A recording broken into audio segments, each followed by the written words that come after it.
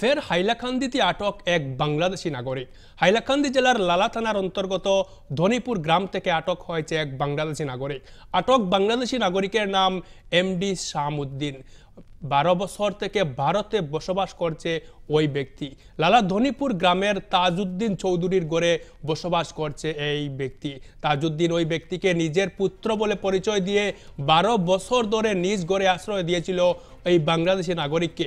গতকাল রাতে লালা পুলিশ ধনীপুর গ্রাম থেকে বাংলাদেশি একজনকে আটক করেছে। সাথে বাংলাদেশি লোককে আশ্রয় দেওয়ার জন্য লালা গ্রামের বাসিন্দা তাজউদ্দিন চৌধুরীকে আটক করেছে। ইতিমধ্যে লালা পুলিশ দুজন লোককে আটক করে জিজ্ঞাসাবাদ অব্যাহত রেখেছে। এখানে কি তার লেগে এসো? হ্যাঁ, বিদেশ যাওয়ার লেগে। বিদেশের লেগে কেন আইনি? কতদিন থেকে এখানে? 10-12 বছর থেকে এখানে। তাই তোমার বাবা মা নাইছো? কে পার করাইয়া দিছে তোমারে? কে পার